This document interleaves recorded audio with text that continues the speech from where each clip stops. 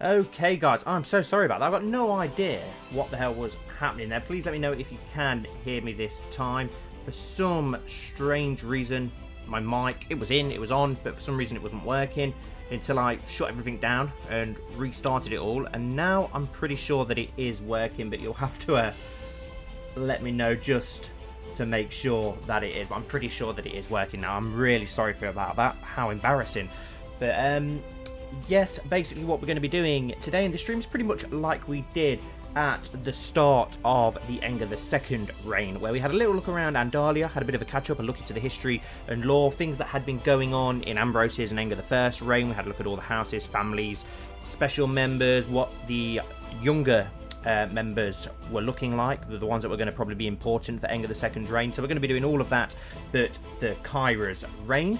So obviously we've got a lot to look at. The kingdom's bigger than ever before, although Kyra's not really had a chance to expand on it, but that will probably all change very soon in the next episode. Oh, awesome, brilliant, you can all hear me, so I'm not just blabbering nonsense to myself. So not really sure where we'll start. We probably should just start with Sevenstar, the capital, and we'll have we'll work our way around the realms. Last time I probably did it a bit quick, so we'll take our time and look through the characters. So yeah, we'll start in Sevenstar.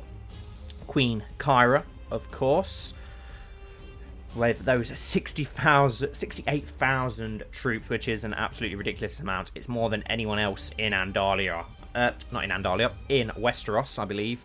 Even more than what the Lannisters can command at present. So that is absolutely crazy. Not much has really changed about Queen Kyra. Of course, she had that daughter in the last episode. She has now got the Tyrant trait as well as the Paranoid trait, but so she's probably going a little bit her father's way, but I think most of it's down to her mother and the worry about her bastard brothers, who are obviously plotting against her, unfortunately. We do have her daughter, Princess Jonquil, who's only 1 year old. So there's not really much to see there. 1 diplomacy, 1 martial, 1 intrigue. So yeah, not a lot really to see there. So we'll go back to Kyra. All of Aengar II's bastards, if we can remember good old fat Aengar II, Henry VIII, and his 20 children, I believe it was, plus the 2 stillborns. All of them are now adults. All of them are still alive, apart from the 2 stillborns as well. The younger ones now have their adult pictures as well. We do have Princess Lyanna, the other true-born Sevenstar, so we do need to sort out a marriage for her. We could probably do that while we're here. We did a lot of betrothals and such when we did the last stream, as well as guardians. We can do all that sort of thing and work all that out. So let's have a look. We're going to go with the matronale marriage again, the same as we did with Queen Kyra, because she's the only Sevenstar, and I think that's going to be a good move from Kyra as well, just to try and fend off the bastards a little bit more. If she can get her trueborn sister to maybe get a son, it lowers that threat a little bit. So there's probably not going to be much in the way of who's going to be willing to marry her. There wasn't many willing to marry Kyra, so there's probably not going to be many who are going to be willing to marry her. So let's have a look what we've got. We've got Ambrose, Sir of Owens. So there is a Sevenstar who's her cousin. That could work, but he is still quite young, unfortunately. That would have been the perfect. Then again, it's only going to be 3 years till he can get married. I'm sure that Lyanna can wait. So I think that would probably be a good one. It gets also the Sevenstars of Owens hold on side, as obviously before Raymond, who in the last episode had a duel with Sir Moribald Rack, lost a leg, and then he also did something else. God, what was it? I can't remember, but he was also doing some sort of plotting, so we sent him to the Night's Watch to get rid of him, thankfully. But yeah, I think that would be a good marriage pact. It's 1 less Sevenstar to worry about, and they are trueborn Sevenstars as well, so keep the blood pure, as the royals like to do. Keep that inbredness going on. In Sevenstar, obviously, the court's only 50 members now, which is half the size of when Aengar II ruled. Of course, Aengar II, I think he had about 98 courtiers, but we've managed to thankfully get rid of a lot of those. And that was before he had all his bastards, so in the end, he must have had well over 100 courtiers. Kyra's managed to get rid of a lot of those. Thankfully, a lot of them got landed, of course, when we took a lot of Vale land, but we'll have a look who we still do have around in court, other than, obviously, the main lords.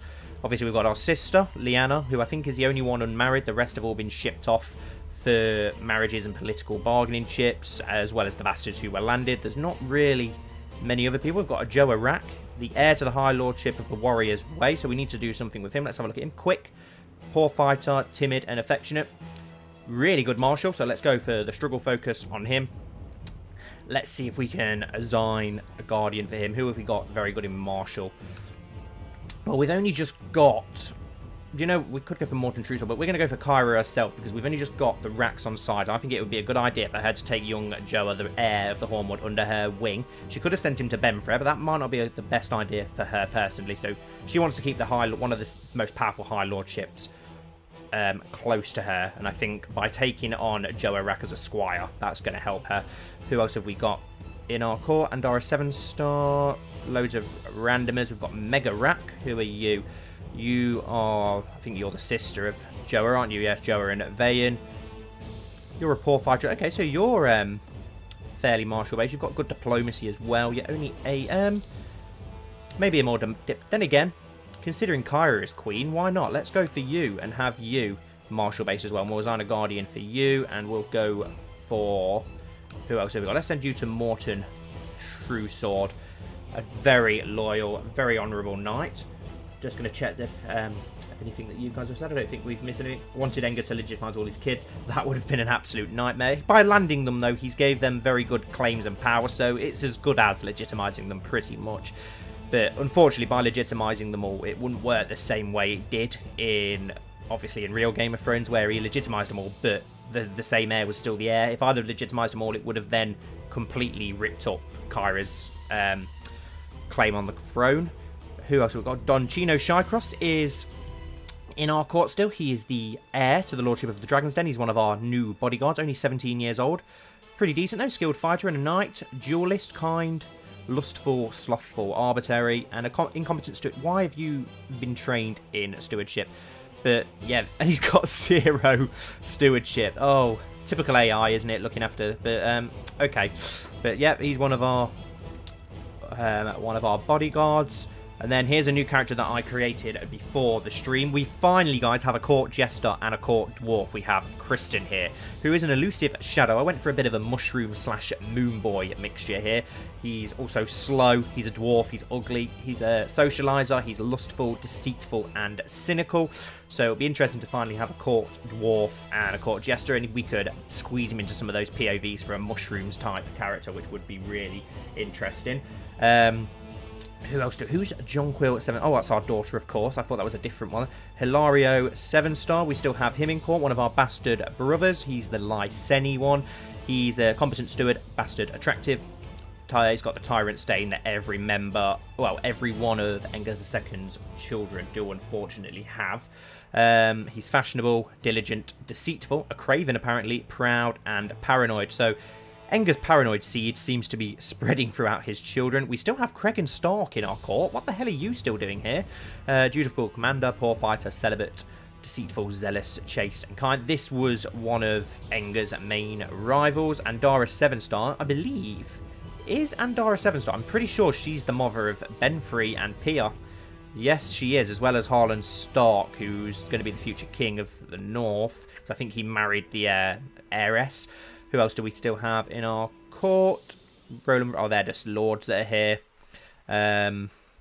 So there's not many really important people still hanging around in the Sevenstar court. Most of them seems to have disappeared.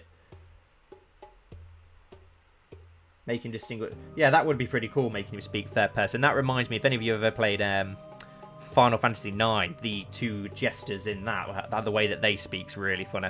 It's one of my favourite games, that is. We've got Sir Lister here, still going strong, my favourite character, or at least one of my favourite characters. 65 years old now. He's always in hiding lately, and I've got no idea why. He's a skilled commander, heavy infantry leader, twin. I can't believe he's still going. I think most of it... Oh, he's wounded. I hope that doesn't affect his health too much. I really don't want Lister to die. I'd be absolutely devastated. Still the captain of the Household Guard, Sworn Shield, Paramount Knight, and a commander of Andalia. I'll be devastated the day that he finally dies. Then we have another custom character. This one was created by one of you. And we have Salandun Moago, who is a Lyseni trader who's obviously come from Lys, because we've got that huge trade zone here in Sevensport from Lys. It's probably our most influential trading free city that we deal with, and he's going to be the new Lord of Goldenfields, because if you remember in the last episode, Goldenfields was destroyed by a storm. So in lore, it's not going to make much sense game-wise, but you know how we like to build this lore stuff.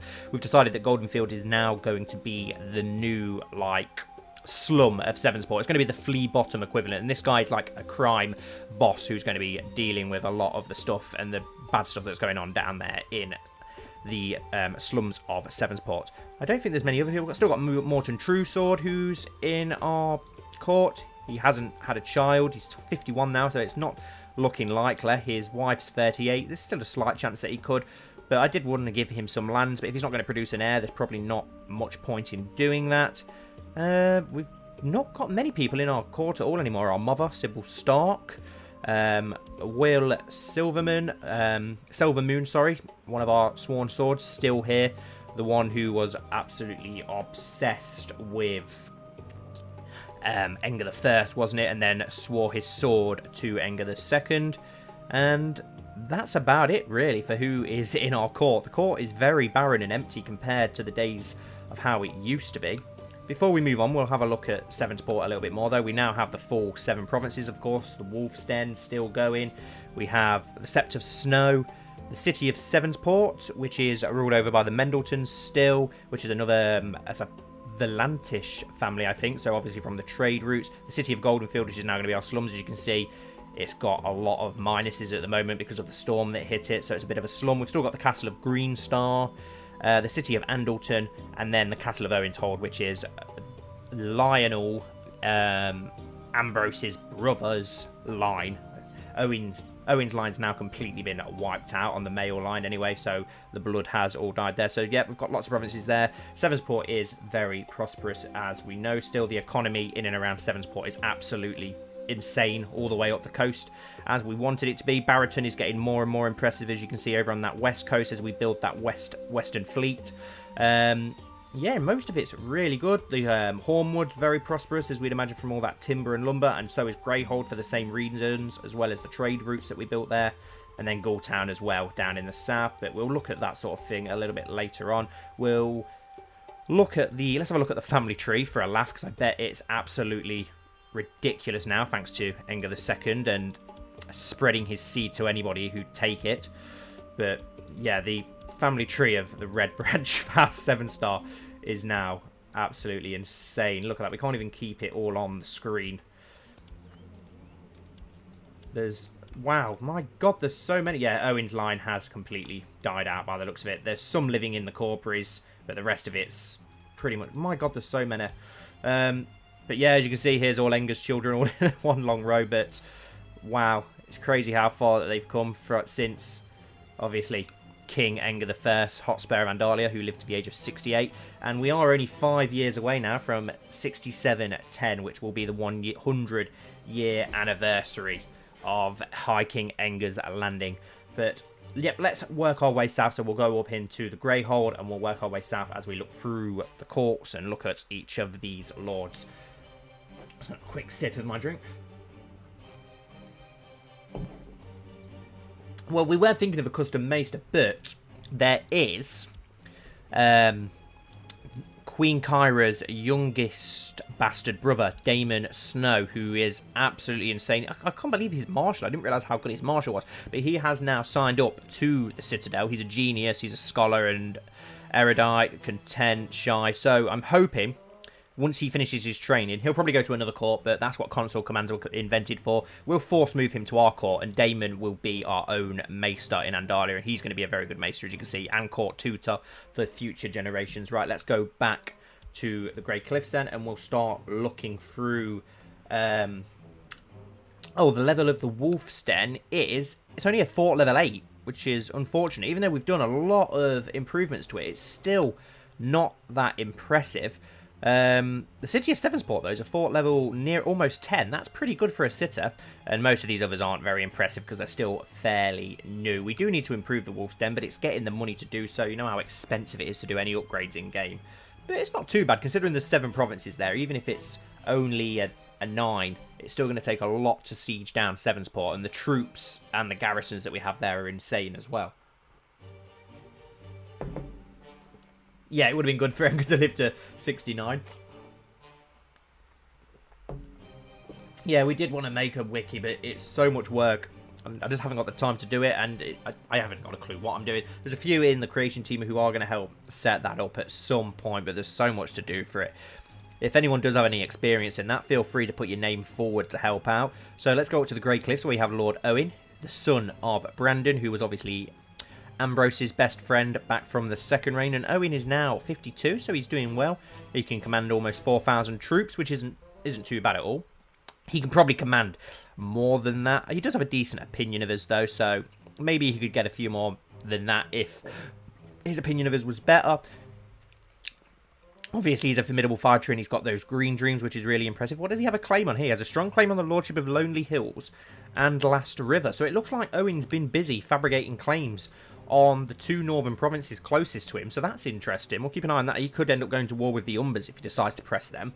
His lady wife, Violet, who was King Enger's oldest sister, who was groomed to be the actual queen of Andalia for a long time until Enger II eventually came along. She did die in the last episode, unfortunately, comatose in bed. She seems to have a lot of illnesses towards the end, incapable, a lunatic, gout, so that's unfortunate. It was a character that I really liked. These two had a great relationship. He's widowed, which is right. I can't see him ever marrying again. They was insanely close from childhood, but they do have 2 living sons after 2 stillborns and 1 who died in the dreaded plague. So it looked like the Greystarks were close to extinction because Owen's sister also died from the plague. But fortunately, they managed to have 2 sons, Sir Galbert and Warwick. So we'll take a look at these. We have Sir Galbert Greystark, who is obviously the one who killed Enger II by accident in that tourney.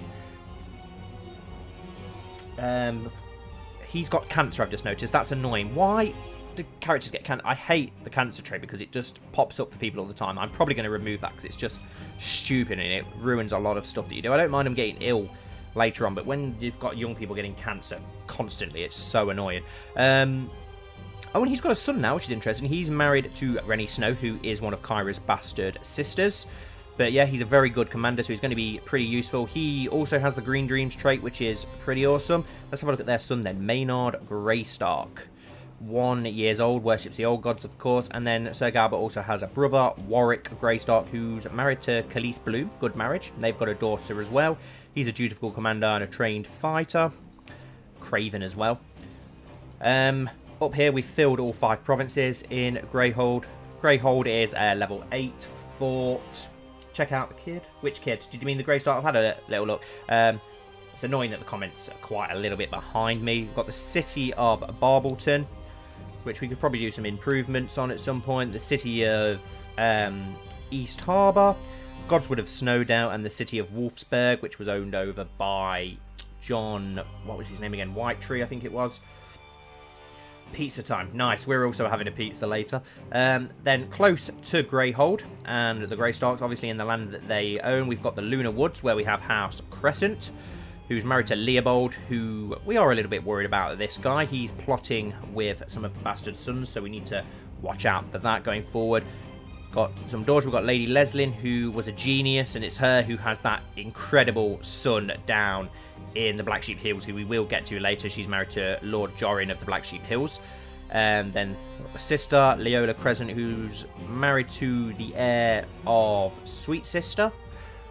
Mathis Crescent, who is the heir of Lunar Woods, as well as the heir of, what's it called again? I think it's Crabshaw, isn't it? Yes, Crabshaw down in the Vale. But when that happens, we will give that to his brother instead. But looking at Mathis first, rough terrain expert and a skilled commander, Dragon Dreams, trained fighter, gluttonous, diligent, zealous, ruthless, and a craven.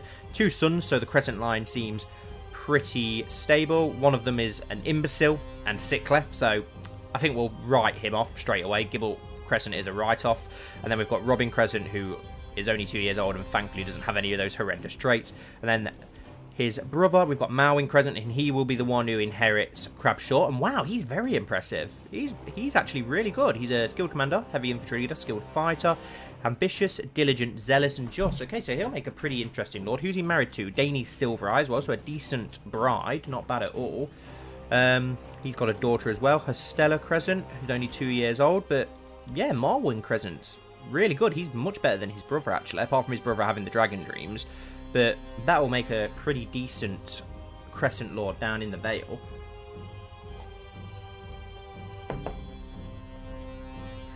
Right, so now we've got Frosty Shore.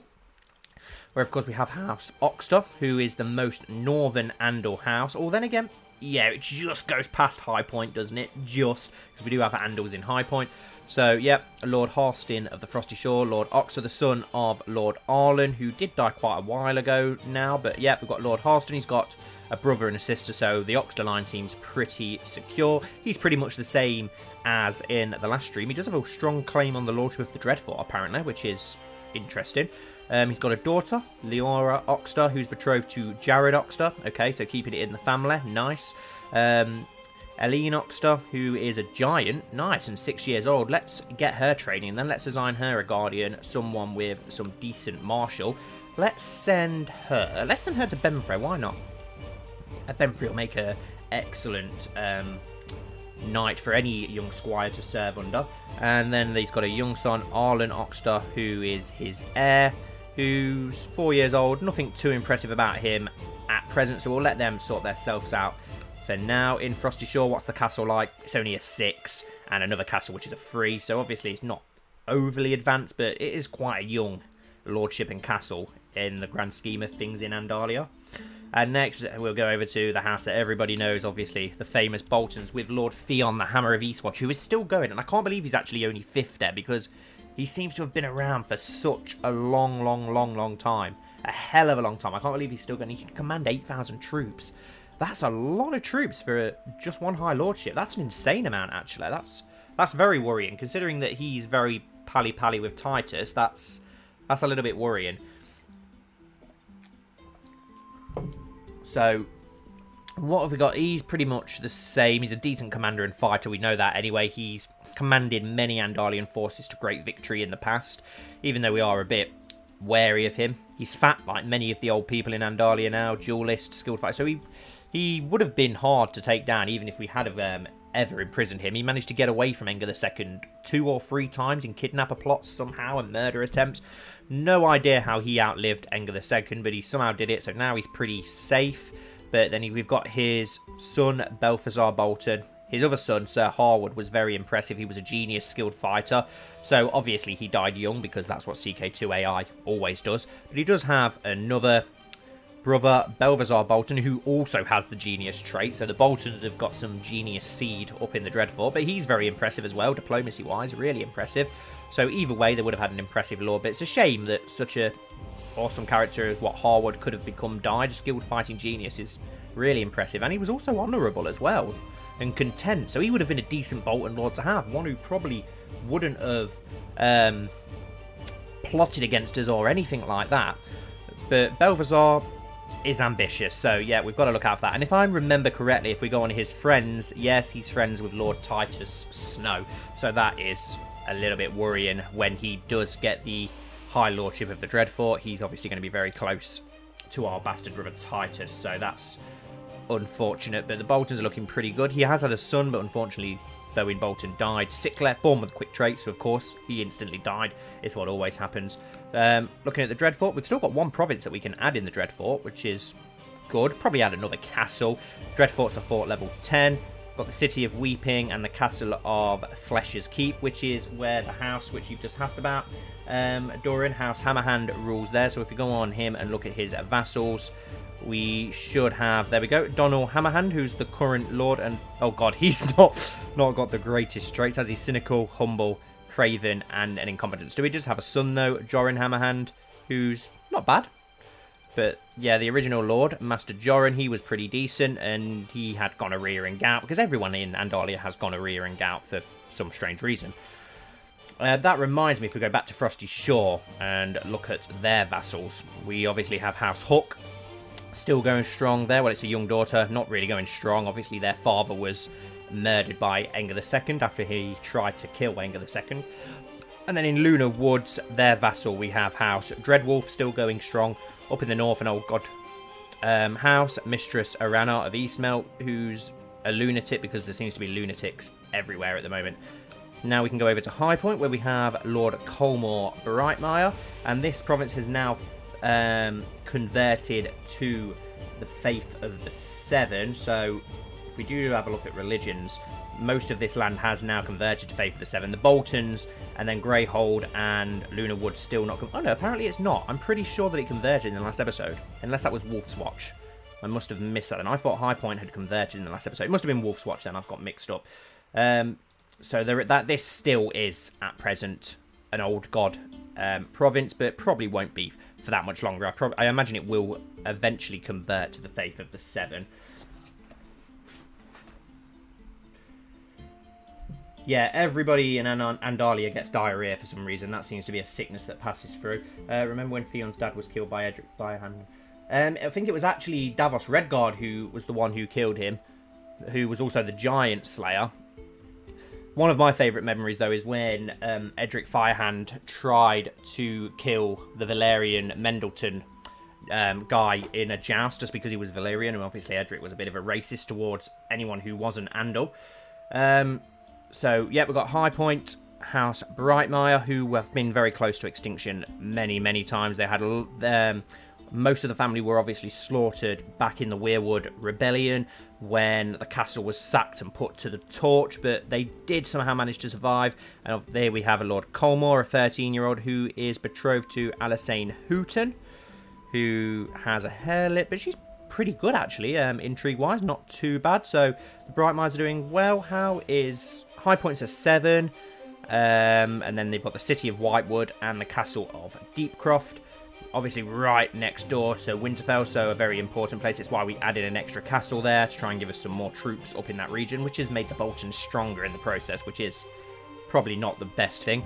Go down into Wolf's Watch, where we have House Salzard still going. Oh wow, 5 daughters. He's been hit by the curse of this generation, which is every house can only produce daughters nowadays for some reason, which is strange. It seems to be very hard for anyone to produce sons at the moment, as you'll find as we move further south, everyone has daughters. You've got Edric Firehand, Anger Firehand, who had 5 daughters, like lots of other people. So, yeah, Harrion of the Wolf's Watch, who's married to a Brightmire.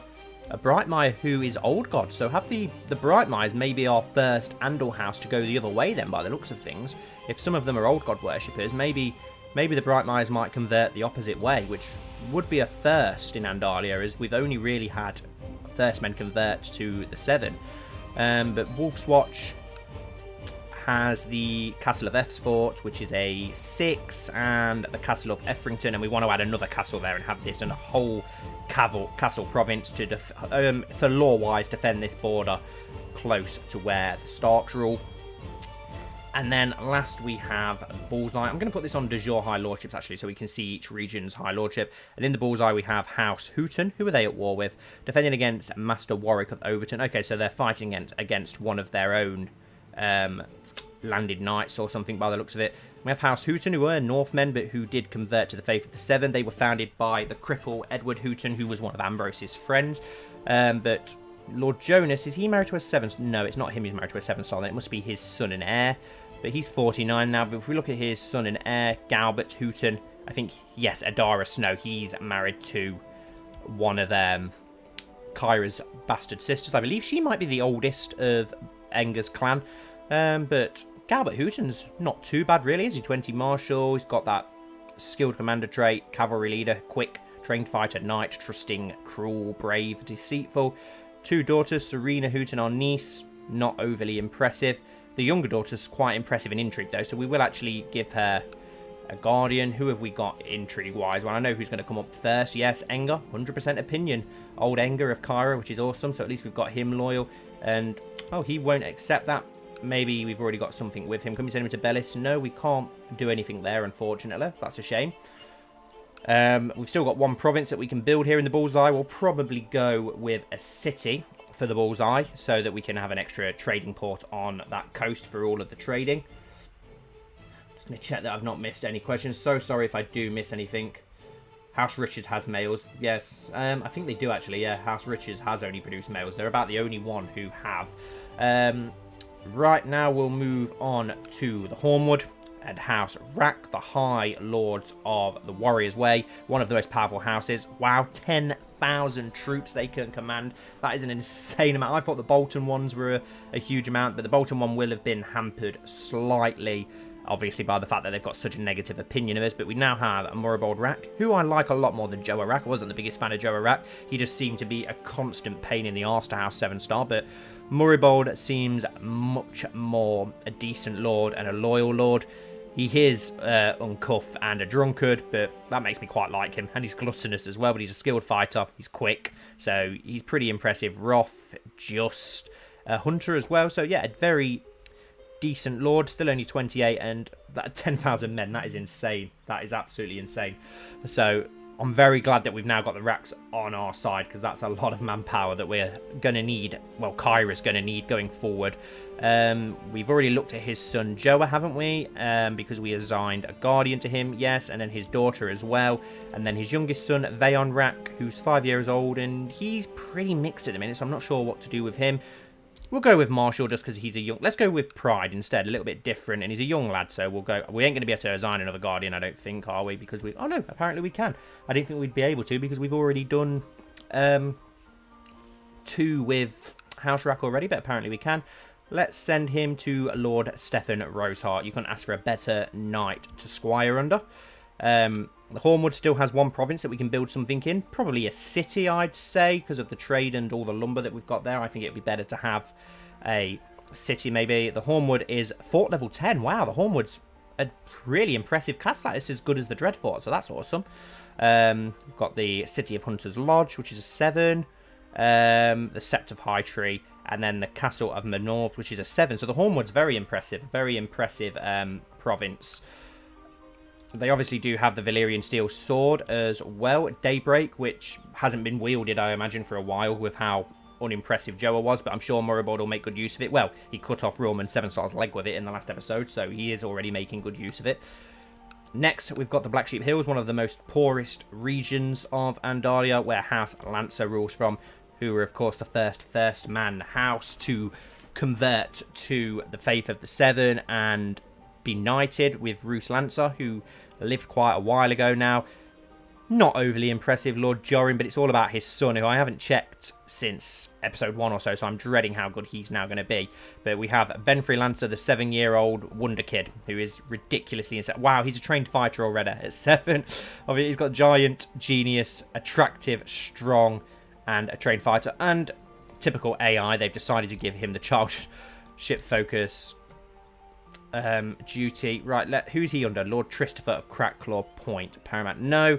We're going to get you a better guardian. You can't stay somewhere like that. Let's have a look who we've got. I think he's got to go to Benfrey, hasn't he? Imagine how good Benfrey Lancer could become serving under someone like a Benfrey High Star, who we know is very impressive. Yeah, he's got to go to Benfrey. He could make him reach his full potential. He's going to be ridiculous. Until he gets to probably 10 and gets cancer, because that's what the AI likes to do. And then I think his sister isn't anything impressive. No, not really.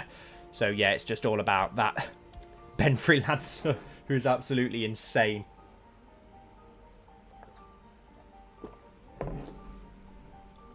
No, I probably won't take Winterfell. Well, unless the Starks end up being a bit more of a pain in the arse, and then we will take the North maybe at some point, if that carries on. But Winterfell will probably still stay with some form of branch of House Stark.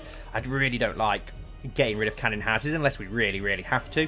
Next, we'll go over to Warriors Watch, where House Morgath rules, and we have Lord Oscar of Warriors Watch, who's got half-decent diplomacy, not too bad. He's fat, like most of Andalia, fashionable, socializer, arbitrary, and slothful.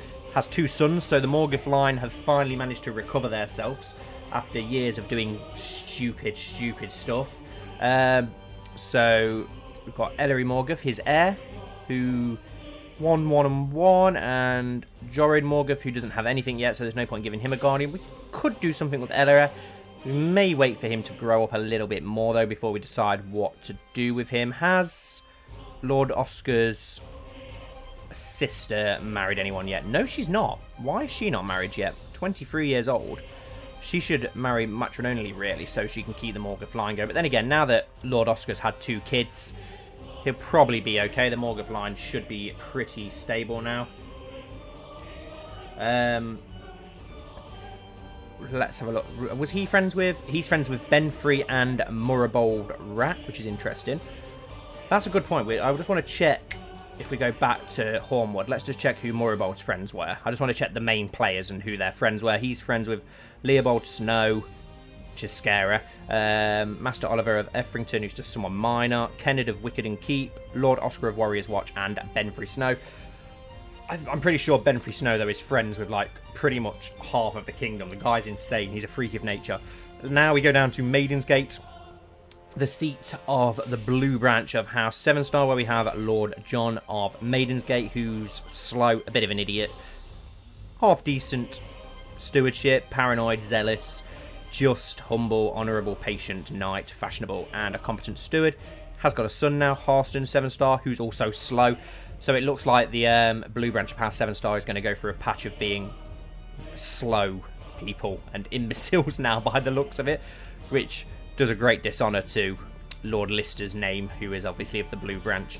These are going to be on the side of Benfrey, though, if any civil war ever takes part, as Benfrey is obviously half blue star, half red star. Let's have a look at John's friends. Does he have any? He's got Septon Ryger of the Broken's Branch, Lord Benfrey, and Septon Simmond.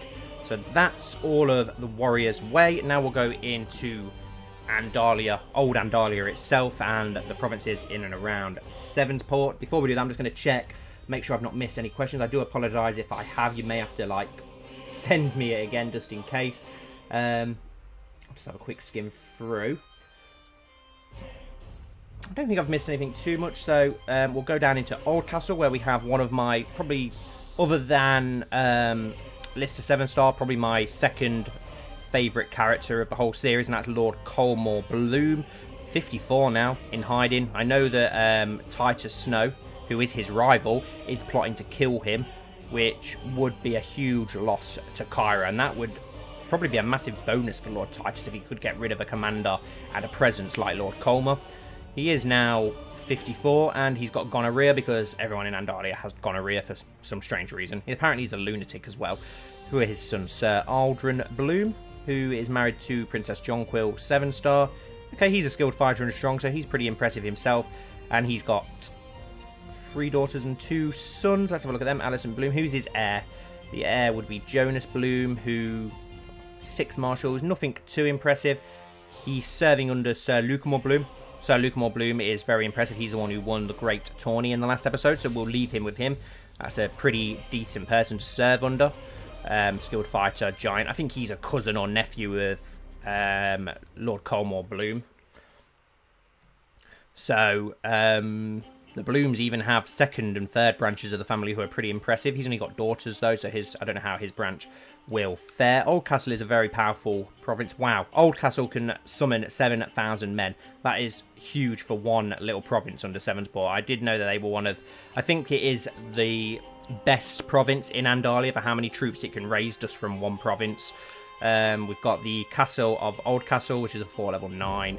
City of Bittermouth, 7. And we have the Sept. We've already done Sevensport, so we'll move around to the White Star, where we have House Roseheart, one of the original houses along with House Bloom, where we have Lord Stephen Roseheart of the White Star, who is the Hand of the King.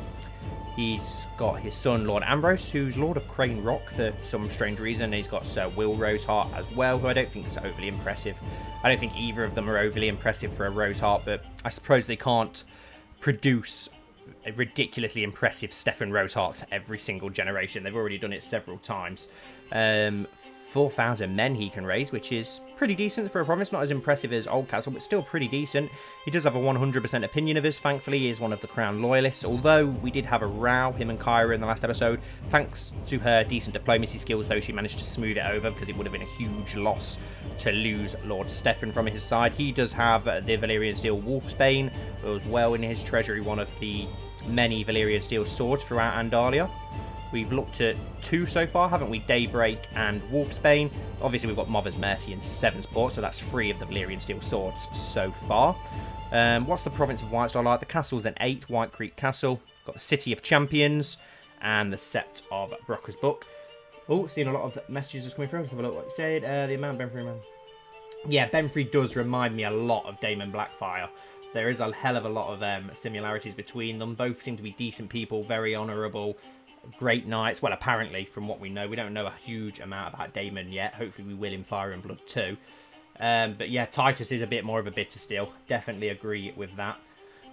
Next we go over into Whitford, where we have Lady Elaine of Whitford, Lady Josso, who's a great diplomat, married to another Josso, so they kept it in the family to keep the Josso line, keep the family name. The Josso's only 3,000 troops, but she is a crown loyalist. I believe she's also friends with Kyra. Yes, she's good friends with Sir Morton Truesword, and I don't know how that would have happened, but fair enough. And Queen Kyra, so one of her close friends and one of her most loyal vassals. Really good diplomacy. She's had 2 sons as well. Halbert Josso, who's 1 in the heir. We won't do anything with him just yet. We'll wait and see how he develops. And then Jared Josso, who looks like he's only just been born. Ford's Watch, fort level 7. City of Whitford, 8.4. Wow. And the Scepter of Waterley. And then Sevensguard, we have Sir Bellos Redguard, who, wow, really good intrigue. So he shouldn't really be in a commanding position, but something weird happened, if I remember there. And for some reason, Davos Redguard stepped down so that Bellis could take his place. I'm not really sure what happened there. He can raise 3,000 troops from Sevensguard, though, which is pretty impressive. His son is Sir Madden of Bentbarrow, who serves under the Silver Eyes, apparently. Okay, interesting. So we'll go over to the next area now. We've got Father's Field and Lord Enger the Evil. Enger Firehand, who's now 41. He can command 3,000 troops. I'm surprised he can't command more, but I do know that he still needs a lot of work doing in his land. It's still a little bit younger compared to, obviously, the Warrior's Way and the Stranger's Hills. The Father's Field and the Grey Cliffs, they have progressed greatly since we took those lands, but not enough yet to catch up with those other lands, but they will eventually. We have been building a navy here as well rather than troops, so we can now command a pretty decent navy over here on the west coast. Obviously in his treasury we have one of the other Valyrian steel swords of Andalia, Dragon's Scourge, and he also has a splint mail armor, which is interesting, and he has 5 daughters. He was cursed with the curse that cursed the last generation, where nobody could have sons. 22 intrigue. His daughter's actually pretty impressive. Cass Firehand, who's Kyra's cousin. She's married to Edric Snow, who is a Firehand bastard, so fair enough. She's a skilled fighter, an elusive shadow, gregarious, proud, just, greedy, rude, and ambitious. Okay, so she's actually a better fighter than Enger himself, which is interesting. So at least she will be able to wield the Valyrian steel sword. She has had a son as well, Harrion Firehand. We now have a male Firehand finally. He's not really picked up any traits yet, but we'll keep an eye on him going forward. And I'm pretty sure that Cass Firehand is also friends with Kyra. Yes, she is. And she's friends with her father, so they're very close. So she should be a decent heir to him, so that's interesting. We'll go back to Barraton. The Castle of Barraton is a fort level 7. Oh, sorry, Khan.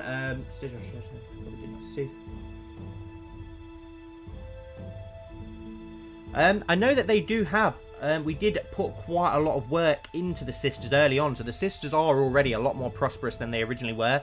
In the days of Enger I, when we took the islands, the idea lore-wise was to take the islands to get control over trade and in the Bight, which is probably why we've got so much good trade now. And we did actually build a lot of new cities there, as well as a huge fleet. So the Sisters are pretty decent city-wise anyway. We will have a look at them as we get over to them. We'll be over there soon.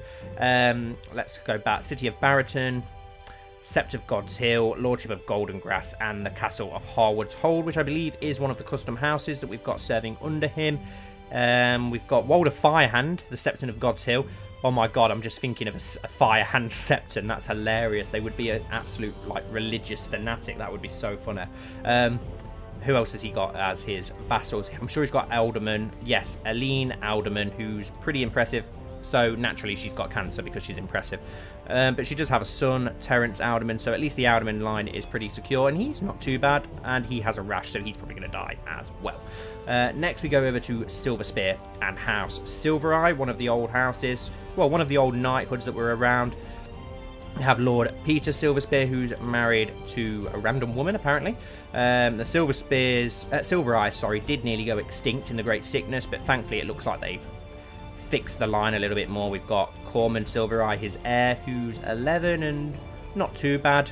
And then we've got Terran Silvereye, who's 0 years old.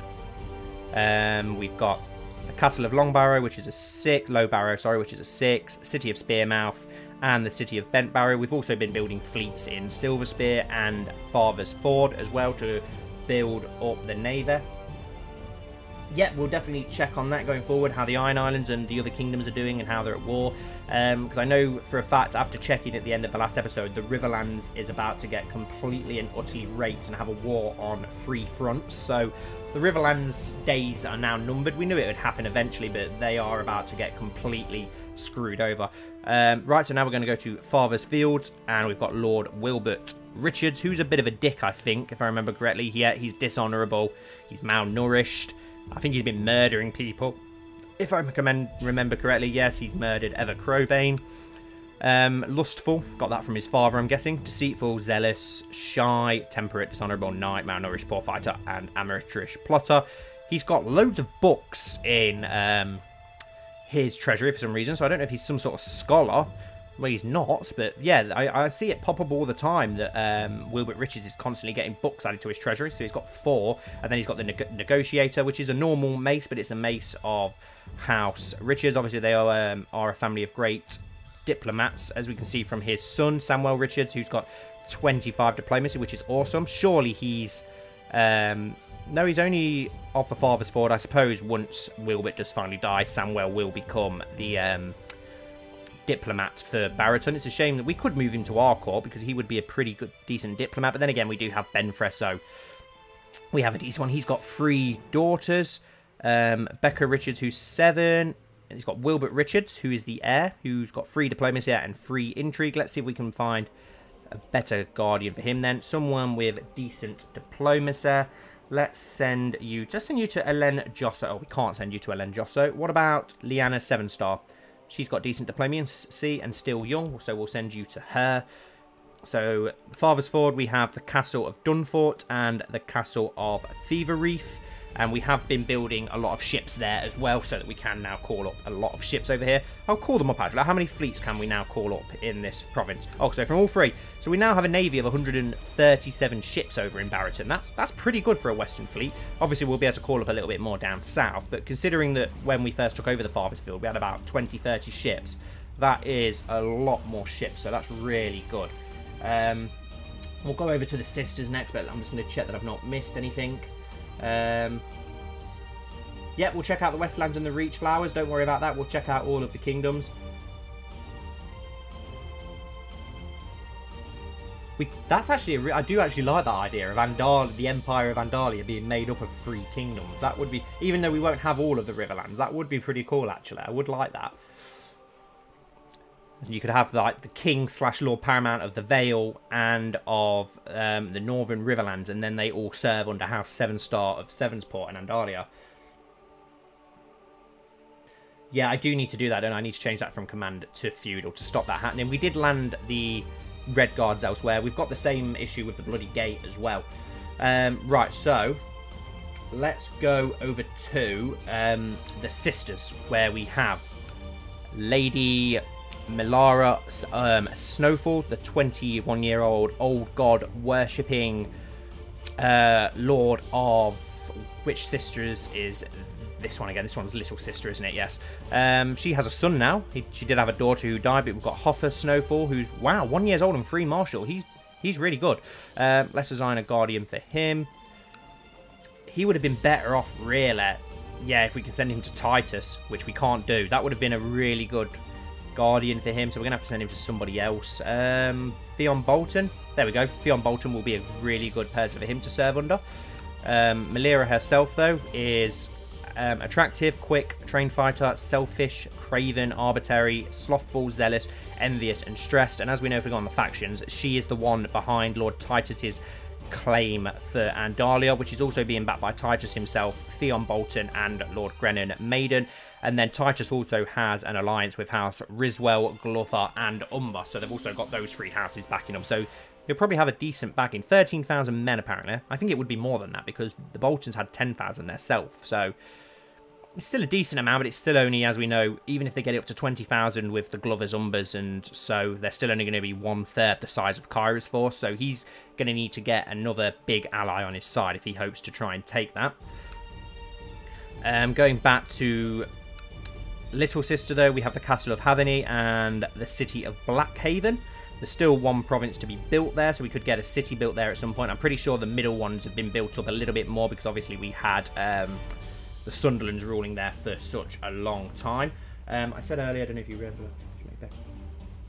Yeah, we could take that. If we ever attack the Iron Islands, we could swoop and take that. It's a bit out of the way for now, but if we move out more westward, we could do that as some sort of trade command port out in the middle of nowhere.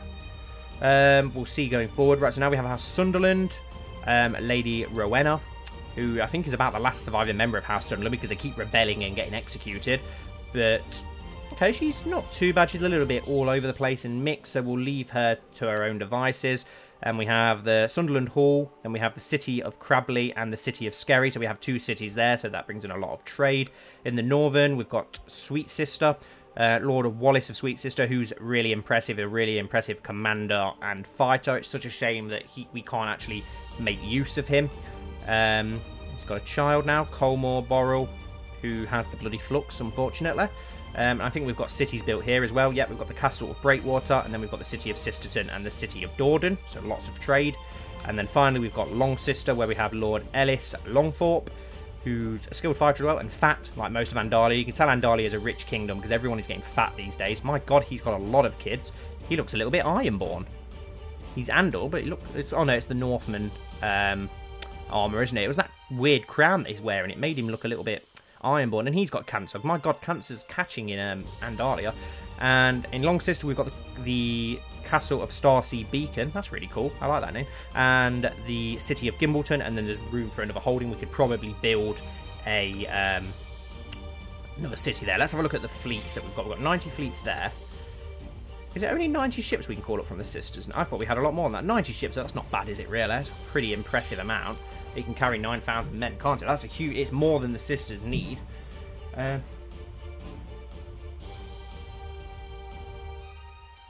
not sure I'll do that, just because in the other 3 ones, Calm, we've got House Sunderland, House Borrell, and House Longthorpe, who are all cannon houses, so I don't really want to unseat any of them. When the Lord of Little Sister died, it was a non-cannon house, so that's why I landed Snowfall there. It's got 3 provinces as well, so it's as strong as Long Sister. Well, it's the same as Sunderland, Long Sister, and obviously Little Sister itself. It's only Sweet Sister that's stronger, and that isn't owned by the actual lords of there anyway. I'm pretty sure she can command a decent amount of men, but she has had to deal with 3 civil wars in the last 2 episodes. Right, next we have the Crannogmen, where we have Greywater Watch and Lady Sybil of the Neck, who has club-footed, brooding, and willful, so nothing really impressive. She does have a sibling, so I don't... Oh, okay, he's not actually a Reed. I was going to say, why is he not in charge? She's one of the last Reeds, I think. Was it her father that was killed by Engar? Yes, was thrown out of the Moon Door on the orders of High King Engar II because he tried to form dissent throughout the realm. So the Reeds aren't overly powerful. It was in the last episode that House Fen... Oh, the Lord of House Fen died, so we now have a new Lord of House Fen, who's very good learning-wise, pretty impressive. But they did try and take over the Neck last episode. Thankfully, they did end the war when commanded. I wouldn't be surprised if the Neck, as it is one of the last remaining Old God Kingdoms, did join Titus in his rebellion. So now we've got Lady Torren Marsh, Lord Torren Marsh, sorry, in Cherwell, who has cancer as well. As I said, it looks like cancer is catching, which is really, really annoying. So yeah, the House Marsh, nothing really much to see here. And then over in Greycran, we have House Blackmire as well still, and he has cancer as well. My god, cancer is actually catching everywhere, it seems. But I don't think there was anything too impressive about him either. Does have who's his son? Hallis Blackmire. Nothing too impressive about him either. Flint's Finger's still owned by the North, but not for much longer. It looks like the Ironborn are about to take that. Now we'll go down into the Crone's Crossing, where we have Lord Titus Snow, but has Erenstar, his new house, who is our bastard brother and the biggest threat that we have. He's married to a Waynwood, so that gets him the alliance of Waynwood, I imagine, going forward. Right, so what's he like? He is a brilliant commander, an organizer, a cavalry leader, a bastard, strong, formidable fighter, brawny, got the Tyrant Stain, Duelist, Greedy, Wrath, Envious, Ruthless, Ambitious, and Zealous. And he's had 3 sons already, which is ridiculous and quite worrying. He's also got a kill already. Joseph Forrester died in the dungeons of Lord Titus of the Crone's Crossing. So yeah, as we know, he's going to be our biggest threat for Kyra moving forward. It's going to be interesting to see what happens. I'm looking forward to when it inevitably does come to war, which is definitely going to happen at some point. And yeah, Coleman does seem to be a really, really common name in Andalia. It's one of the most common names, I think, up there with probably Lister. There's quite a lot of Listers, and there's a lot of Engers as well. So we'll have a look at his sons. We have Byrar Erenstar, his oldest, who has Strong and Hairlip. 6 martial already at the age of 4, which is pretty decent. He's betrothed to Alona Umber, so that's where he's got that alliance from. Could design a guardian to him. I know we shouldn't really be doing this because it doesn't help Kyra out, but lore-wise, he should have a good.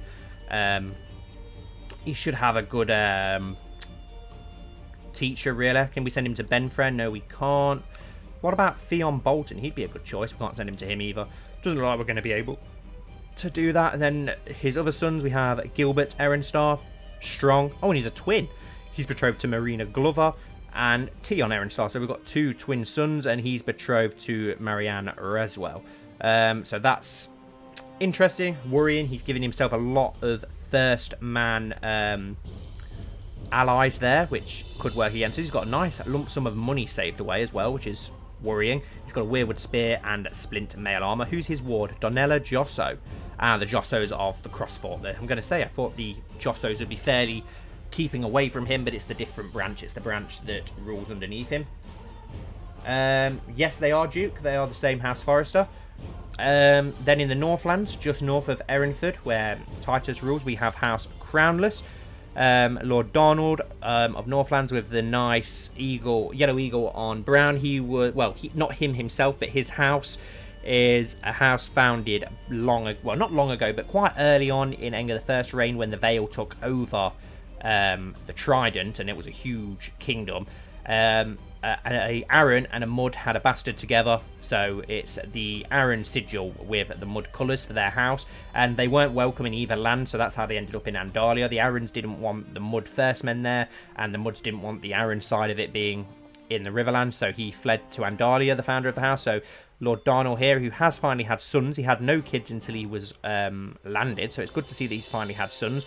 Got Colin Crownless, who's pretty much all-round, a 4-year-old. Let's have a look at his other sons, more impressive first. Carl Crownless, wow, quick trait, 5 martial. Yep, let's get you a good guardian straight off the bat. Who have we got? What about Sir Stefan? He'd be perfect. Yep, so we'll send you Sir Stefan. Really impressive, awesome. Next, we go into the Crossfort, where we have the second branch of House Josso with the blue background. Unfortunately, we can't change it. Lord Cosgrove died, didn't he, in the last episode? I'm pretty sure. That's a good point. Titus amassing wealth for Celt. Yeah, he could use that on Sellsworth, which would be worrying. Okay, he's got a daughter, Priana Josso, who's not really impressive. Not much more about the Jossos of the Crossfort. Obviously, they've got the very impressive province, which would probably be a better province for Titus to try and take, but I think it would be a bit foolish for him to do. That would be a really good capital if he managed to get a Riverlands kingdom. If we did get the Riverlands under control, the Northern Riverlands, and we had a Lord Paramount put in place, the Crossfort probably would be the best place for that to rule from. It's definitely the most impressive province we've got north of the Red Fort, where we intend to take. Next, we've got Mistlewood, where House Rook rules from. The Jogus Nycurse strikes again. Even though I've turned off the Far East, I still can't get rid of the bastards. No, and for some reason the Whitehills aren't around. I don't know if they were at the Whitehills, sorry. I don't know if they were at the start. There were a few houses that died out pretty early on in the north, even before we managed to take the lands.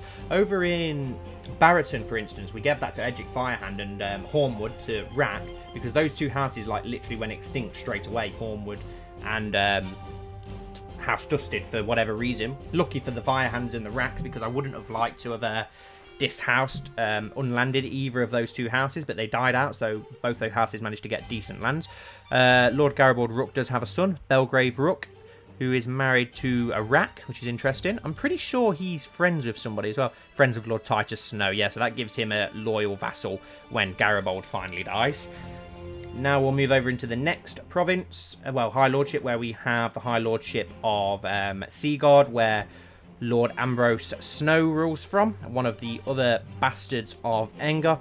He's a Stark bastard. He does have a daughter, Alysanne Redwolf, as well. He's not overly impressive. He's obviously quite a powerful vassal.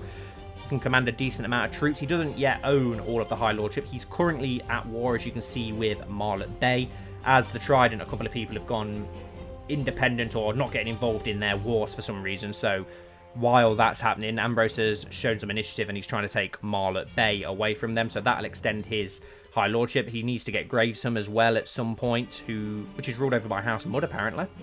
So yeah, we still need to get those 2 provinces to finish the High Lordship of House Redwolf.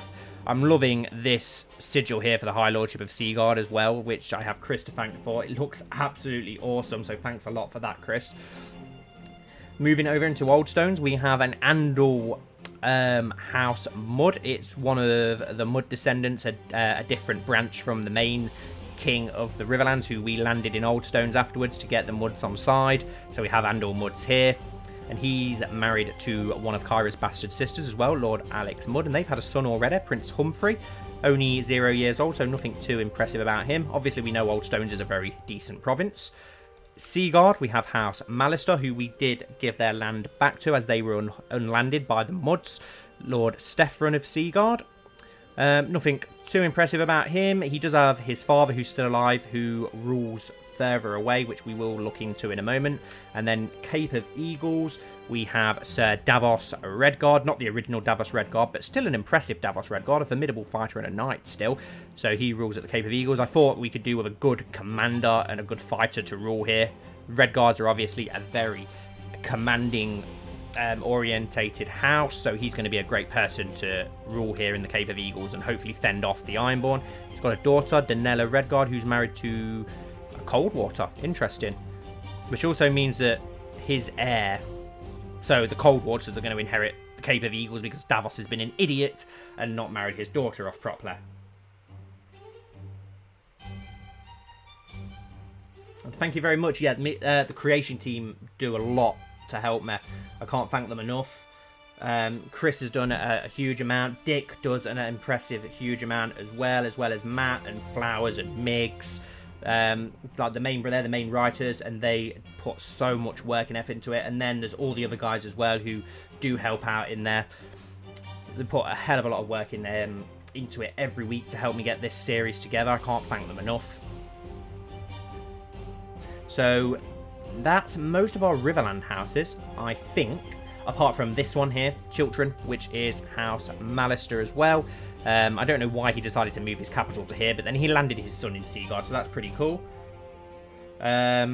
We have claims on Wickham, Willowwood, and Saltpans. So at present, the Riverlands are only getting attacked on 2 fronts, from the Westlands and the Stormlands, but the first thing I plan to do at the start of the next episode is to go to war with the Riverlands to claim Saltpans, Willowwood, and Wickham, giving us that high lordship. So the Riverlands are going to be, yeah, as I said, a war on 3 fronts, and they're going to be absolutely fucked, basically, aren't they? So yeah, they're going to be screwed, and that gives us all of that. And then we're trying to currently get a claim on Stilfen here so that we can get the Red Fork and the Trident high lordship, which we're going to take. And then I plan on taking Blackwood Vale as well as maybe Turnbridge and Riverrun, and that's going to be it Riverland-wise. We're not going to go any further south than the Red Fork here, so this will probably get swallowed up by the Stormlands and the Westlands, and they can fight over that. The reason, as I said in the last stream, but in case people missed it, is because for the lore-wise, I like to try and keep it realistic and lore-wise, and having all of our land here end at the Red Fork, it gives us such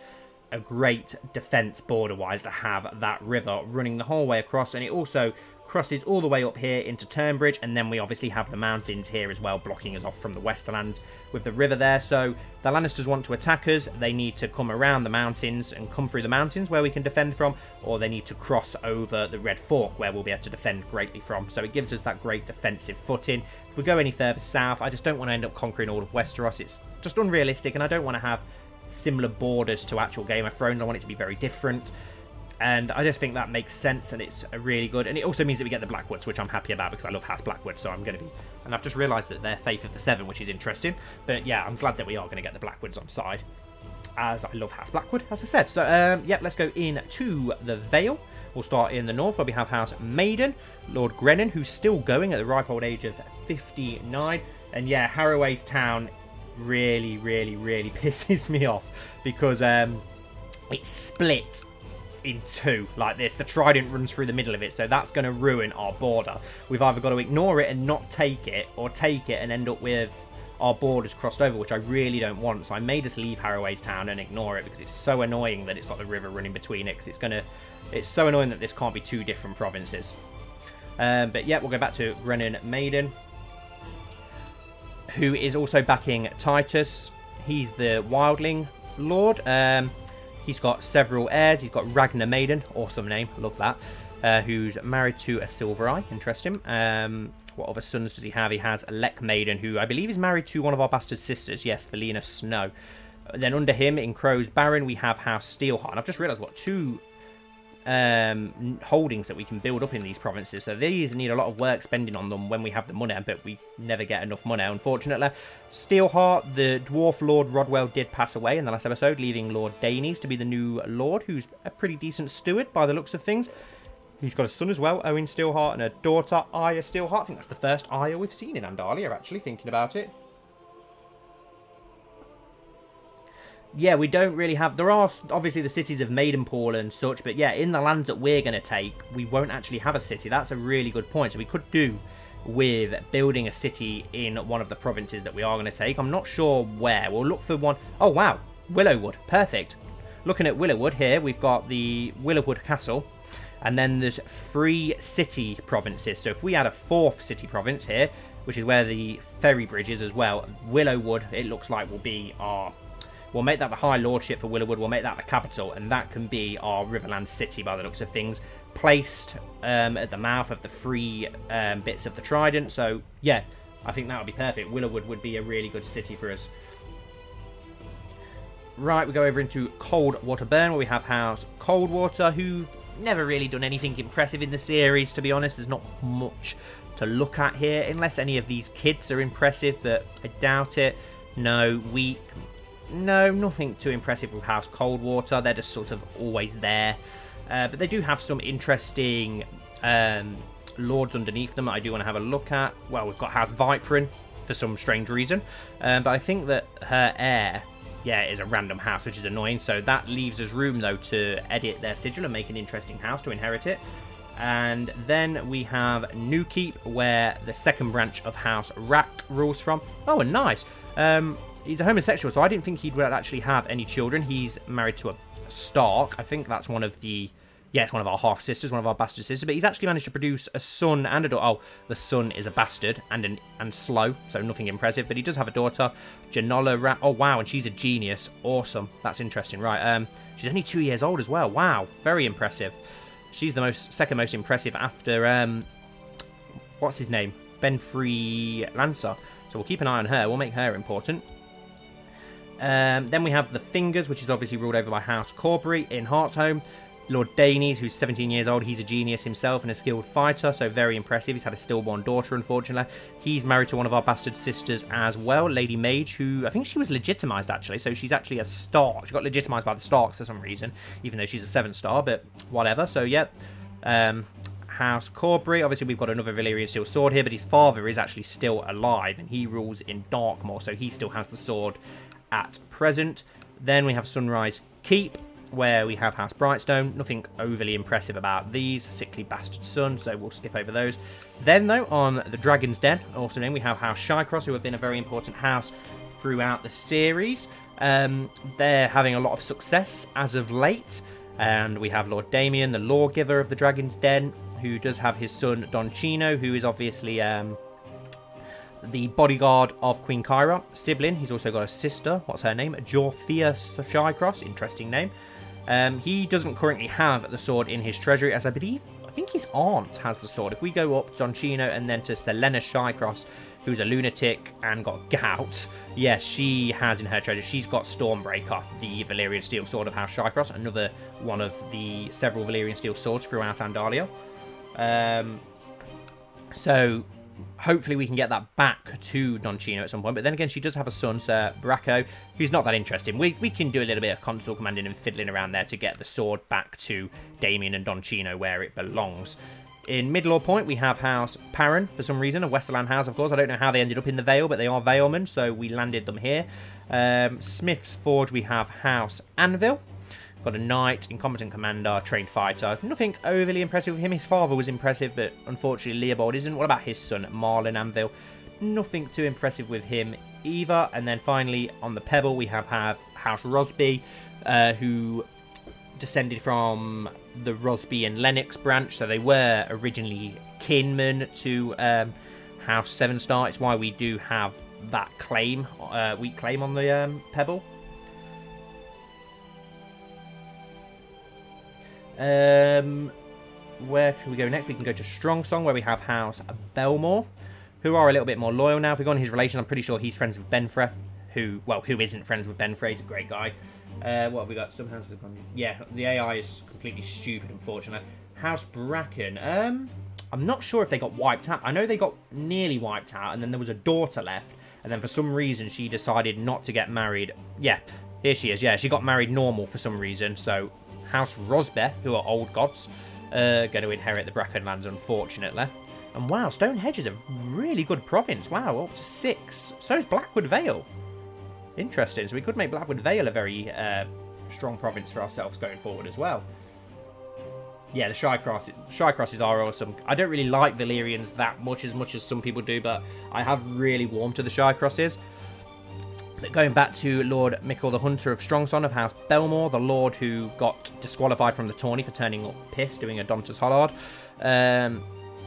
Yeah, friends with Benfred, so he's going to be pretty much on side of him. He only got a book in his treasure. I thought I'd have a little look. He has got a son, heir to the Sept of Strongsong, Sir Robar Stone. So he does have a bastard son, skilled fighter. Pretty interesting. Pretty decent. And then Eleanor Belmore, his daughter, who's not overly impressive. In Moonsgrave, we have House Sevenstar, the Green Star branch. I do want to actually change their name now to Green Star because we've got too many 7 stars around. So let's just do that quickly. Why not? While we're here, we may as well change that to Green Star. There we go. Just to mix things up a little bit so we've not got too many 7 stars knocking him out. And we have Lord Oscar of Moonsgrave. Nothing really impressive about him. He does have the Valyrian Steel Sword, the Stranger, which is one of the Valyrian Steel Swords of Andalia. One of the originals. And then in Crown Crag, we have House Belmore, ruled over by House Baroon, who is also the brother of our bastard brother Daemon Snow. Nothing too impressive about him. He's a giant and he's brawner, so he's okay, all over the board really, but not overly impressive. We'll leave the Eyrie for now. Let's work our way around to Longbow Hall, where we have House Hunter, a cadet branch of House Hunter from long ago in the series.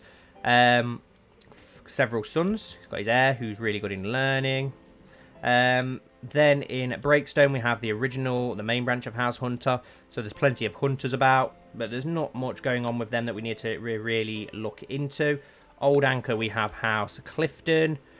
He's not overly impressive. His son is pretty good diplomacy and intrigue-wise.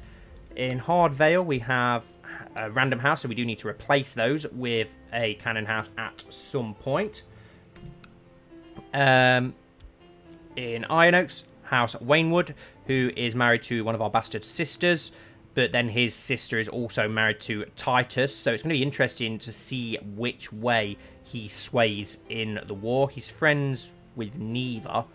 He's not rivals with neither either, so it's going to be interesting to see which way the Waynwoods go. The Vale's very much the wild card of if a rebellion kicks off, but we don't know which way they will go. We have Ruffermont, which is ruled over by House Arran. I gave them a little lordship not to wipe them out completely. He is married to one of our bastard sisters, though, so it's interesting to keep an eye on what they're up to. Redfort, we obviously have House Redfort, whose son has died, unfortunately, so he needs to produce some heirs. It doesn't look like there's many Redforts around. Runestone, of course, we have House Royce, who is married to one of our bastard sisters as well, and I think he's one of the crowned loyalists, if I remember, so I'm pretty sure that House Royce will side with Kyra should a civil war break out. He doesn't have any sons yet. In his treasury, he obviously has the Royce bronze armor, and then I also gave them Lamentation, the sword that belongs to them. They don't have it in this bookmark, but I thought, well, it'd be nice to get more of the awesome artifacts in, so I did give them back their sword. Grey Glen, we have House Tollet, of course. Awesome. I like them just because of Dolorous Ed. And then Ghoultown, House Grafton. Not much going on with them, really. He's got some decent intrigue. They're pretty loyal as well to House Sevenstar for reinstating them. And then out on the Witch Isle, we obviously have House Upcliff. Then going down into Wickerden, we have House Redstone, one of our bastard brothers, Lord Harbert, who is a skilled commander. He's a flanker, a bastard, attractive, a trained fighter, a knight, Tyrant Stain, of course, a duelist. He didn't have duelist before, so that's interesting. Kind, zealous, shy, brave, and deceitful. He did have his own faction to put himself on the crown of Andalia, but it looks like he's stopped that now. Yeah, I love House Royce. House Royce are definitely my favourite Vale house. Corbry would probably be a close second. I do like House Corbry as well. But yeah, House Royce is definitely my favourite house from the Vale. He has got a son who's got the attractive trait, so he's already producing sons, this is what's worrying for Kyra as well. Most of her bastard brothers who have been landed are producing sons, so it's going to be interesting to see if Kyra can get a son. Having a daughter first is really going to dampen her chances of keeping people loyal. Crabshaw, we have House Drake, Leopold, who was the bastard of Max Riches and Elena Shycross, of course. And his second son, who we looked at earlier, Malwyn Crescent, will inherit the lands of Crabshaw. 9 stars, we have House Templeton, who's only a 10-year-old at the moment. He does have siblings, though, so hopefully House Templeton will be okay and carry on. House Templeton's a house where I'm not that keen on the house. I don't really know that much about them. We don't, to be honest. I just love the sigil. I just think it's such a nice sigil. That's the reason I like them so much. Dartmoor, we have Lister Corbry, Dainese Corbry's father, who obviously has Lady Falon in his treasurer, so another one of the Valyrian seal swords. And then Chiltern, we already looked at, was House Malister. The Bloody Gate, we just have a random Septon for some reason looking after it. And then finally, in the area, we have Benfrey II, apparently, of the Giant's Lance. Benfrey High Star, who I know a lot of you really like. Wow, he can call up 8,000 men just from these 2 provinces, which is incredible. If he gets the Vale on his side, which I'm sure he's probably going to do. He does have that faction at present, Lord Benfrey for the Vale, and who's backing him? Dainese Corbry, Belmore, Redfort, Harbert of Wickerden, and Gilwood of Eastwold. So he's got most of the Vale Lords backing him to be the Lord Paramount of the Vale. So there's a good chance that's definitely going to happen, isn't it? If most of the Vale want him as their leader, there's not going to be much we can do to stop that from happening. It wouldn't be a good idea, obviously, for Kyra. It'd be very risky. So we may have some sort of war kick-off because of that. Looking at Benfrey's stats, as we know, he's absolutely ridiculously good. Brilliant commander, battlefield terrain master, cavalry leader, inspiring leader, bastard, quick, skilled fighter, tyrant, stain, knight, socializer, brave, honest, honourable, charitable, gregarious, chaste, and just.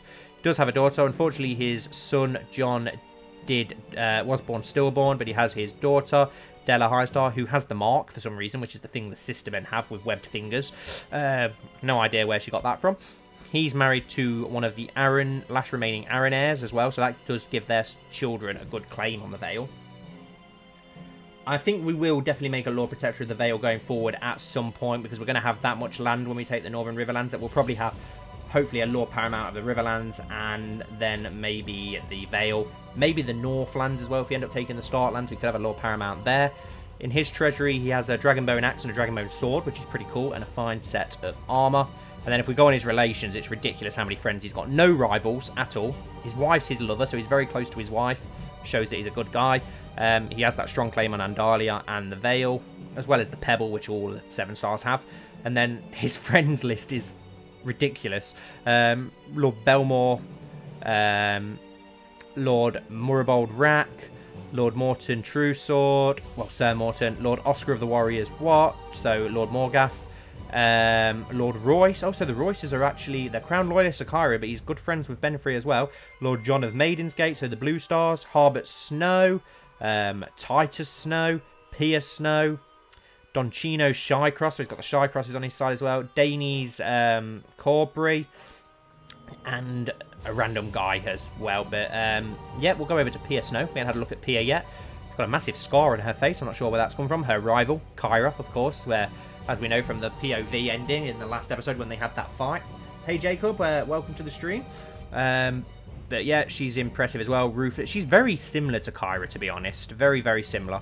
Ruthless, diligent, ambitious, brave, and deceitful, scarred, a knight, skilled fighter, bastard, of course. So that's all the provinces of Andalia. We've looked at most of the important bastards and such, so now we'll take a little look around the other kingdoms as you guys wanted and just have a little look. Yeah, that's a good point. The commanding traits that Benfrey has with Battlefield Terrain Master and an inspiring leader. If you imagine trying to attack the Vale with him standing in the mountains, you're not going to get past him. You could have a huge amount of men and you're not going to get past him. So up north, obviously, we've got the Starks, who did refuse our alliance. I'm guessing they'll still refuse it even if we offer it them now. Yep, which is sheer stupidity, but I'm not going to offer them an alliance now anyway. He's got diarrhea, so it looks like he may die anyway soon. But they are at war with the Greyjoys, who are invading Flint's Finger, which is fully under siege, as we can see, and they're now sieging Winterfell. All that money he had, he looks like he's spent. He had several thousand when we landed him. Rivals with the Lord of Flint's Finger, which is interesting, and Craig and Stark. Not got any friends or anything anymore. How's the war going? It's 79% in favour of the Iron Islands. So, yeah, early on in the next episode, it looks like the Iron Islands will fall. The Flint Fingers will fall to the Ironborn, which will be interesting. It gives us another powerful kingdom. I forgot to disband these ships earlier on. Kyra's husband. There's nothing really too impressive about Kyra's husband, to be honest. He's a Josso, so it got us that Josso alliance, but yeah, there's nothing really impressive about him at all. He was just the highest born match that we could find out of the people who were willing to give up their family name. So, and it was a loyalist. So, yeah, King Arlen of Andalia, Josso, competent steward, trained fighter, knight, craven, arbitrary, and kind. So, yeah, nothing really to write home about with that guy. So, yeah, the Riverlands, which is pretty much screwed over. Acorn's Ridge is independent for whatever reason at present, probably because they didn't want to get involved in the war. Same with Butterwell and Blackwood and Marlet Bay, which we are currently trying to take. They are at war with the Storm King, who's attacking from the south, in his claim for the Lordship of Rayonet, Castle of Shoreham, Lordship of Rosby, and Lordship of Rollingford. Wow, so he's going to take these 4 provinces here. No, well, they're here. He's going to take a decent amount of provinces either way. The Stormlands will soon be touching. They'll then only need to take Duskendale, won't they, well, the Dusklands, to bind their kingdom up to the lands that they have up here. So the Stormlands are going to get very, very powerful. Stormlands is pretty much the normal Stormlands you'd expect from that. Other than that, though, they do have a young king because his father was murdered, I believe. Yep, suspicious circumstances in the last episode. So not sure what happened there. But so there's a young king, but they are still trying to expand. The Reach, as we know, is under control of the Westerlands. This is all the Lannister kingdom, but as they're at war, it splits up as it does. The Lannisters are attacking from the west, attacking for Acorn's Ridge. I'm pretty sure that's what they're trying to... Yep, they're trying to take Acorn's Ridge, so that will give them all the way up to the God's Eye here, which will be interesting. High King Lucan, the Just of the Westlands, who's a very impressive character, as you can see. A trickster, inspiring leader, fashionable, skilled fighter, quick, knight, socializer, diligent, honourable, kind, temperate, charitable, ambitious, and wounded. He does have a son, Prince Willard, and 2 daughters, one sickler. So, oh wow, no, his oldest daughter's pretty impressive, Princess Lenora, so she's not too bad. So, yeah, their land is really powerful. There's then the Lord Paramount, Owen the Mild of the Reach, who is underneath him. He's not at war, so I'm not sure why the Reach is all split up at the minute. Are the Tarleys at war? No. So I'm not sure what's really kicking off in the Reach at present, but that is all part of the Westerlands. He's married to a gardener as well, which keeps the gardeners loyal to him, I imagine. So that's the Westerlands. I think he has a lot of money as well. Yep, 5,000 gold. That's all those gold mines. So the AI is actually using the money for once. And then in the Iron Islands, we have High King Aga II of the Iron Isles, who've been doing a shit ton of raiding lately, and that looks like that's where they've got most of their money and manpower. 30,000 men, which is a lot for the Iron Islands, so no wonder they're choosing now to finally try and expand. Most of the houses from the Iron Islands are still around as well, which is cool. House Harlaw, my personal favourite, and another branch of House Harlaw. House Volmark is still around. I think pretty much most of the Iron Island houses, sorry, are still around. Botley, Good Brother. I think House Drum died out, unfortunately, but Botley's still around. Ironmark. Who we got? Black Tide, they're still around. So, yeah, most of them are still around, but I think it was just House Drum that unfortunately died out. And I think the sword actually went to the Harlord Lord. I think he somehow inherited both. So he now has Nightfall and Red Rain, which is awesome. That's really cool. And he also has the Skull of High King AGOT Greyjoy, which is interesting. Really interesting. That reminds me, actually, of the fact that, for some reason, Theon Bolton has a dragon skull in his treasury. He also has Skin Peeler. I gave him the Bolton sword, but he has the Skull of Sambaron in his treasury. No idea how he got a dragon skull. And I don't think they're independent. I think there's just something going on at present why they're not currently... Oh, no, so their liege is this random guy. But I think they are under the Iron Islands. I think there's just something happening there for whatever reason. The same as how it is in the Westerlands and such.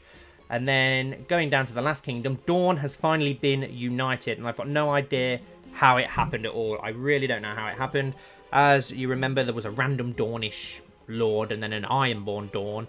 And then there was the Danes who had took over nearly all of Dawn. And it looked like for a long time the Danes are finally going to unite Dawn into a massive kingdom, the Red Mountains. And then out of nowhere, even though they had no power or anything, House Ironwood somehow got control of all of Dawn. I've got no idea how they happened. I scrolled down there and House Dane were in control. And they had that little civil war going on with the 3 different kingdoms, which... House Ironwood was none of those kingdoms. They were actually under the control of House Dane, so I don't know how it happened.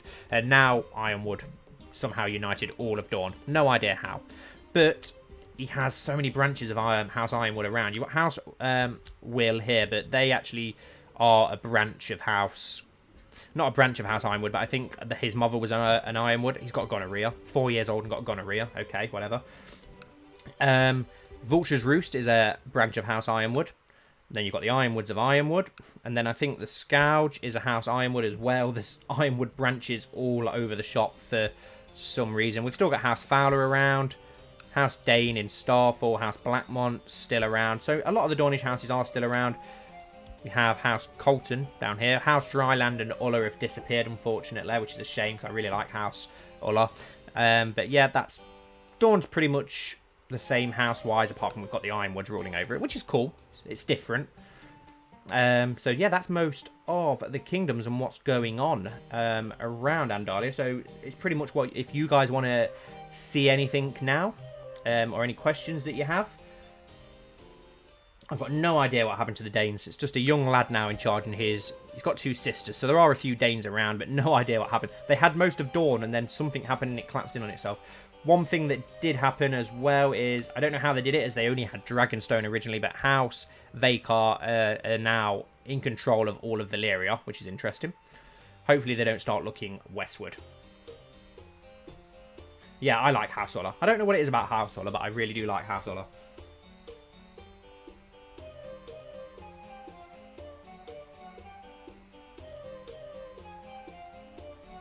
Well... I always mix it up. Sometimes I say Yormwood, sometimes I say Ironwood, but I think that it's actually meant to be pronounced Ironwood, yes. I can't remember where I've seen it, but I'm pretty sure that that is the right way to pronounce it. You guys let me know. I could be completely wrong, but I'm pretty sure it is pronounced Ironwood. And that reminds me, up in Ataranta, for some reason, there's also another branch of House Ironwood. No idea how they got up there. Show us Rhaegar Rack and Albert Morgoth. Oh, you want to see some of the old boys? Okay, yeah, we can do that. We can look at some of the old boys. So if we go back to House Rack, we'll go on the family tree of House Rack. And go to the founder, who was Lord Rhaegar, the priest hater of the Warriors Watch, who lived to the ripe old age of 80. The guy was an absolute beast. Yeah, he was one of the original characters early on. And then if we go to Warriors Watch and go on House Morgoth, we've got the founder of House Morgoth, who was Lord Albert Morgoth, who died from pneumonia, if I remember rightly. He was a really good steward. And you wanted to see his wife, I believe, Roslyn Sevenstar, who was one of Aengar the It was Aengar the I's oldest daughter. And she died a widow, even though she died years after. She never remarried, which is interesting.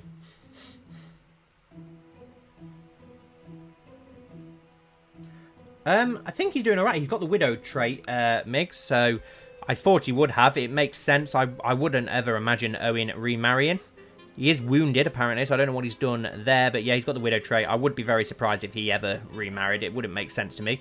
Apparently, he wants to obtain a greater throne, which is interesting. And another thing that we found out when looking at Owen earlier, Migs, is that he has a strong claim on the lordship of Lonely Hills and Last River. So it looks like he's trying to expand out westward, which is interesting.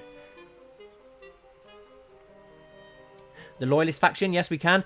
At the minute, it's only got House Whitford in it, but for some reason, as it always does on CK2, you forward a few days and members join back, and then they leave, and then they join back, and it's the same ones every time. We always seem to get House Josso, Firehand, Greystark, Bloom, and Roseheart join, and then they leave, and then they join, and then they leave. Nothing left of the Morgath marriage, only the name. Siblings of the current Rack Lord. Okay. So if we go to Lord Rack of the Warriors Way, he's got his sister, Janessa Rack, who is married to Belgrave Rook, the heir of Mistlewood. Then they have Marina Maiden and Cassie Maiden, because for some reason he had that weird marriage. And then he's got a Summer Islander young brother for some reason. I don't know how that happened. It was AI doing its own thing when you leave them alone for 2 seconds. How's my house doing? I have missed it. Which is your house again? Sorry, so I can check. That's actually a good point. Yeah, they could try and claim those lands, and we can expand and take those lands without actually declaring war on the north ourselves. And Greystark's fighting starts. It's Stark's fighting starts. Really, who are we to stop here if they have a family dispute?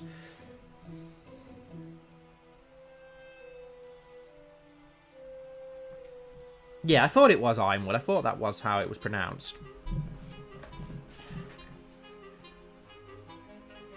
Oh, the draft. I've got no idea. It was in the White Star, wasn't it? And it apparently killed somebody. But then if you go on the court, it's not there. So I've got no idea what happened. It's as if a dragon just flew over, landed in the White Star, killed Stefan Roseheart's daughter, and then disappeared back to Valeria. No idea. Ah, Redguard. Ah, I didn't realise it was you. Yeah, Redguard is doing good. In Sevensguard, we have Sir Bellos, who's an intrigue-focused Redguard. In Silverspear, they also rule over one of the castles, so they've got quite a few provinces now. If we go to his vassals, he's got Madden Redguard, who rules a small castle in the Silverspear lands, and then we have Davos Redguard, who rules in the Cape of Eagles as well. And then also, that was one of the custom characters that I added that I forgot to say. I did add your new custom character that you put forward, who's going to be a new bodyguard for Queen Kyra. He's here somewhere. Where is he? Where is he? Where is he? And it's a really interesting character. It was nice to see someone so different with some really, like, bad traits as well. I think it was... No, Kristen was the dwarf. It wasn't Warren. It was Glendon, I think it was. So we've got this new bodyguard now who is trusting, content, charitable, shy, a trained fighter. He's an imbecile. So yeah, he's not quite all there, but he's basically like a big... It reminds me of like Lena from of Mice and Men, or Hodor, scarred, disfigured, a eunuch, brawner. He's got a pet bear, a giant, skilled, strong, and a former slave. Only a trained fighter, but because of that strength and the size of him and his bear and robustness, he's got pretty good personal combat skill. So yeah, a bit of a idiot, but who's going to be a really good bodyguard for Kyra to have around her, because he's not ambitious. He's got no intent of anything like that. He doesn't have any ambitions or desires. So he'll be an interesting bodyguard for her. No, I don't think I'll marry into House Lannister. Just because it stops any future awesome conflict that we could have there. Ah, the War King. Yes, he is still around. Go up to Sea Dragon Point. We have Lord Galbert of Sea Dragon Point, the Warlord, who has all of his pet animals. He's very impressive, intriguing. Martial-wise, he has a son who is shit. So, yeah, the War King won't live beyond Lord Galbert by the looks of it, which is unfortunate. Who else did you want? I think someone said House Grand, didn't they? So if we go down, House Grand is still around in Grandport. They do still have a huge amount of land. I think he's a Lord Paramount of the Grand Lands. So the Grand Lands are still intact, mostly. And they are loyal under House Durrandon. Now, if I remember as well, House Durrandon, I'm pretty sure the current King's mother is a Grand. So they do have that decent relationship there. So he's going to have the Grands on side. as they move forward, and he's probably going to expand his Lord Paramount over these lands that should rightfully belong to House Grand. Who is Owen's second son married to? And yeah, I liked him a lot. It was very different for a bodyguard, so I liked it. I do like to get the different types of characters. It's nice when you guys put forward like really different, someone that stands out where they're not the same as other people. And his second son is married to Kellis Bloom, so a very good marriage, a marriage to the Blooms. Just wanted to ask when the next William the Conqueror playthrough video will come out. It should be early next week.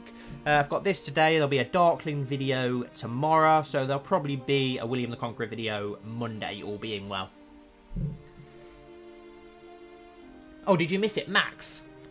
I'm saying, I know that you were there just before we got to House Richards. I didn't realise you'd left. You must have left just before, because when I looked up at the comments, you were there, and then I went over House Richards, so you must have literally just left. But yeah, we'll go to House Richards. Here we go, Lord Wilbert, doing okay, but it's all about his son, really, Samuel Richards, who's doing really well with that good diplomacy. He'll soon be the Master of Laws of the Barrowlands, I'd imagine, or the Father's Fields, as it's now called. He has a son and 3 daughters, Wilbert Richards, who's pretty good diplomatic-wise, so we did get him a guardianship, if I remember correctly. Is there anything else anyone wants to see or wants to ask before I call the stream, call it a day? The wife's ordered a pizza for us, so I'm going to have to wrap it up pretty soon anyway, but if you guys want to see anything, I'd like to show it you before we do finish. That's a good point, yeah, if we did get Skagos, I'd actually like it if, like, maybe one of our lords went off and formed, like, a little... I'd love it for one of our Andal warlords who gets a bit ambitious to go off and form a kingdom beyond the wall or something. That'd be really interesting.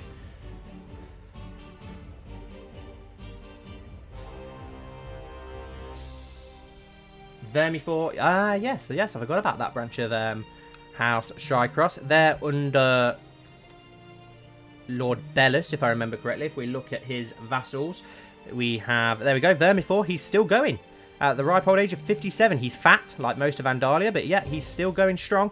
And he's got a son, Sir Lothar, and a son named Ulmer Shycross. Sir Lothar is 23, is married, but not had children yet, and his son is attractive and a squire, but he has chest pains, but normally you can get away with the chest pains.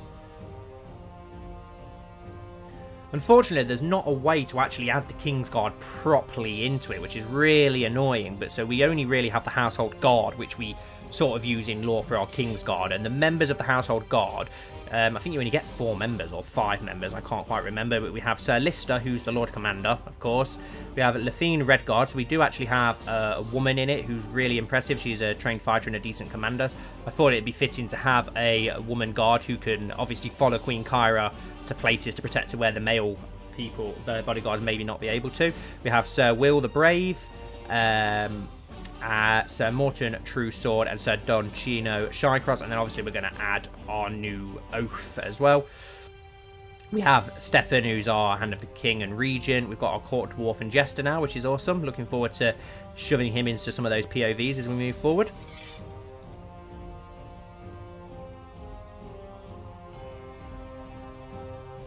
Old Edric, you want to see the original founder of House Firehand, of course. Okay, so if we go back, here we go. Lord Edric of the Father's Field with his nice mask on that he had towards the end of his life with his insane martial. He only actually had Skilled Commander and Holy Warrior. I thought he had more commanding traits. Burnt, scarred, strong, quick. Obviously he was zealous, very, very zealous.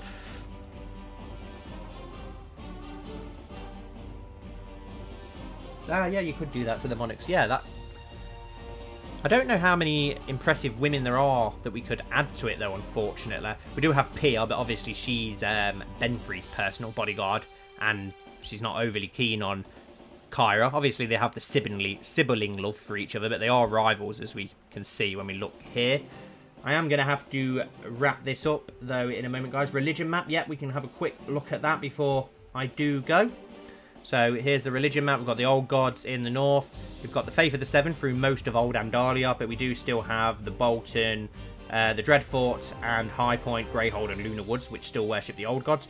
Going down, we have Faith of the Seven in the Sisters, but then the old gods still stand strong in the Neck, which is good. I didn't want to force convert them because I thought it would make more sense that they did stay old gods. I thought they know how the Crannog men keep to themselves, so I thought they would be better old gods. All of the Vale in this Northern Riverlands, well, pretty much all of the Riverlands, really, isn't it? Apart from around the God's Eye, is all Faith of the Seven. Pretty much everyone is Faith of the Seven now, to be honest. The only place that are still old gods, apparently, is Old Town, which is interesting. The Danes are still old gods, the Florents are still old gods, and pretty much all of the Westerlands is still old gods, but House Lannister has converted, so that pretty much signals the end of the old gods in the west, doesn't it? Once your king converts to the gods, he's not only a matter of time before the rest of the realm does. Oh, okay. We have... Ah, okay, so... maybe this is independent. House Wicklin of Great Wick, they've converted it to Faith of the Seven. They are actually an Andal... There must have been an Andal invasion that landed here. Interesting. Stupid, but interesting. I wanted to be the first Andals to go over and slaughter Ironborn. We'll have a look at the cultures map as well before I go. Let's have a look. Valeman, Riverman, but there are a couple of split bits of First Men here and there. The Clawmen, Andal Northmen, Hill Clansmen, still Northmen up there. Crannog Men, First Men still in the Westerlands. Reachmen, First Men here in the Red Mountains, and Dornish and Stormlanders. Really cool that the Westerlands seem to be the north of this series. Obviously, we still have half the north, which worships the old gods, though. But yeah, I'm going to call it a day now, guys. Thank you all for watching and taking part. I hope that you've learnt a lot and got any questions that you wanted to ask. If there is any more questions that you do want answering that we haven't answered, just put them in the comments below and I'll answer them, or in the Discord. If you're in the Discord, ask any questions and I can tell you. But yeah, time for me to go. Thanks for watching. Don't forget to leave a like, and I'll see you all very soon for the next episode of the Knights of Andalia.